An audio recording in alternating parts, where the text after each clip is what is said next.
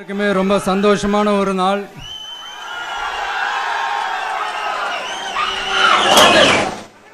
நான் என்னுடைய அரசியல் பயணத்தை தொடங்கி அதுக்கு ஒரு தொடக்க புள்ளியா நம்ம கட்சியினுடைய பேரை போன பிப்ரவரி மாதம் நான் அறிவித்தேன்.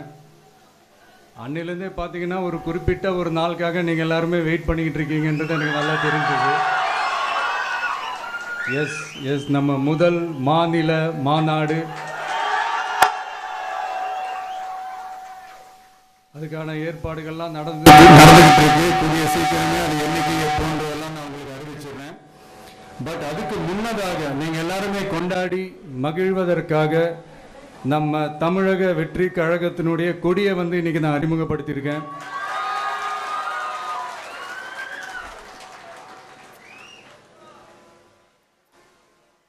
இது எப்படி சொல்றதுன்னா ப்ரோ, அதாவது என் நெஞ்சில் குடியிருக்கும் என்னுடைய தோழர்களாகிய உங்க முன்னாடியும் சரி,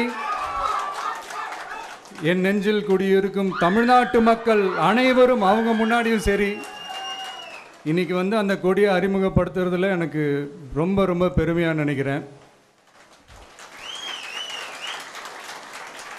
இது வரைக்கும் நாம் நமக்காக உழைச்சோம். இனி வரப்போகிற இயர்ஸில் நம்மளை ஒரு கட்சி ரீதியாக நம்மளை தயார்படுத்திக்கிட்டு தமிழ்நாட்டுக்காகவும் தமிழ்நாட்டு மக்களின் உயர்வுக்காகவும் நம்ம எல்லாருமா சேர்ந்து உழைப்போம்.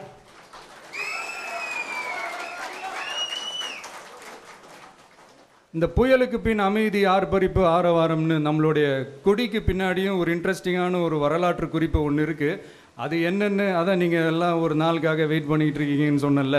அன்னைக்கு நம்மளுடைய கொள்கைகள் என்ன, நம்மளுடைய செயல் திட்டங்கள் என்னன்னு சொல்லும்போது அன்னைக்கு இந்த கொடிக்கான விளக்கத்தையும் நாங்கள் சொல்கிறோம். அது வரைக்கும்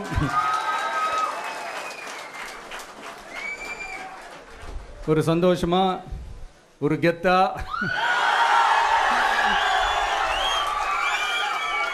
நம்ம இதை ஏற்றி கொண்டாடுவோம். இது வெறும் நம்மளுடைய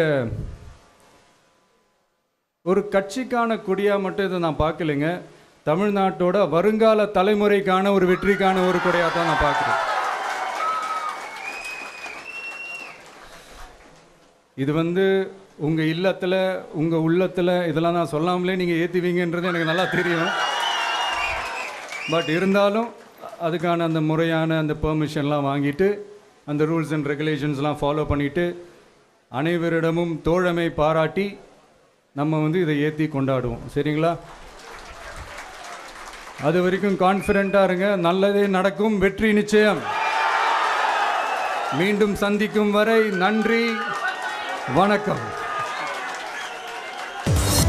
உள்ளூர் செய்திகள் முதல் உலக செய்திகள் வரை உங்களை சுற்றி நடக்கும் எல்லா செய்திகளையும் நொடிக்கு நொடி அறிந்து கொள்ள சன் நியூஸ் வாட்ஸ்அப் சேனலை ஃபாலோ செய்யுங்கள்.